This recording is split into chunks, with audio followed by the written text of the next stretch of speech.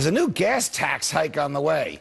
That's what General Motors CEO Dan Akerson wants, a $1 per gallon increase that he says will push drivers towards more fuel-efficient cars. So the company already bailed out by Washington wants the same administration that bailed it out to make gas unaffordable so people will finally buy a Chevy Volt. Joining me now to take apart this nonsense is Cato Institute senior fellow Dan Mitchell. I mean, Dan, welcome here, of course. I'm so aggravated by this. I almost neglected to welcome you to the show. I mean, the idea of any kind of a tax increase, I would think, would be dead on arrival in the House of Representatives. But the chutzpah of the head of Government Motors, which is owned by the government, suggesting that a $1 a gallon gas tax imposed by the federal government would help his business sell these new cars is crazy. It's a perfect example of why crony capitalism is inherently corrupt. Whatever this guy really thinks, maybe he's dumb enough to think this is a good idea, but even if he didn't think it was a good idea, he knows he has to please the political masters on Capitol Hill and in the White House. And whenever big government and big business, and for that matter, big labor get in bed together, you better believe that taxpayers and consumers are both going to you-know-what in a very unpleasant way. Are we in danger, Dan, of a culture developing in our society where requests like this, which would have been laughed at a few years ago, will be taken seriously?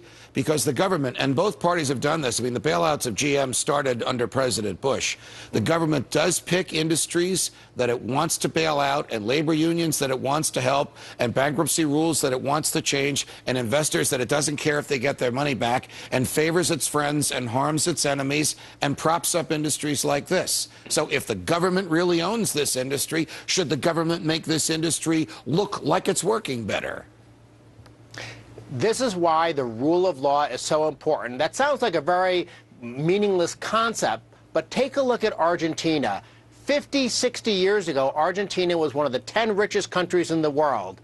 But now they're way down at the bottom of the pack because they went down this path of Peronism, of crony capitalism, of government and big business and the labor unions deciding that they were going to, in effect, create an economic cartel for their country, and it ruined Argentina. And I'm terrified, I'm worried, and it's, again, not just partisan, because as you pointed out, some of this happened under Bush. We are going to destroy what made America so exceptional and so special by creating this environment where everyone thinks that the way you earn money is by being connected in Washington rather than providing things that consumers value. Well, does the government have an interest in General Motors selling Chevy Volts? Because the government still owns, I think it's about 60% of General Motors.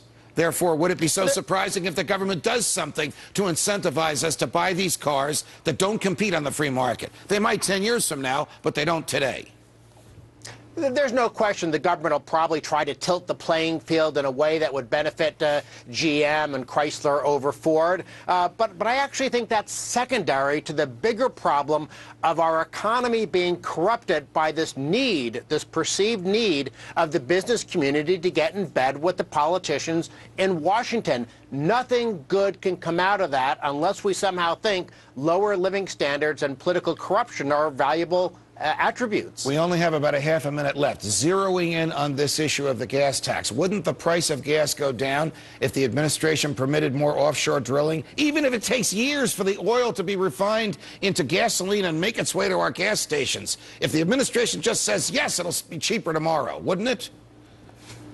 I remember 15 years ago, during the Clinton years, when Congress tried to open up more drilling in Alaska and offshore, and all the people on the left and the big government people said, oh, don't do that. It wouldn't have any benefit for another 10 years. Well, that would have been 5 years ago. By all means, let's deal with the supply and the demand, and government's messing up both. Thank you. Thanks very much.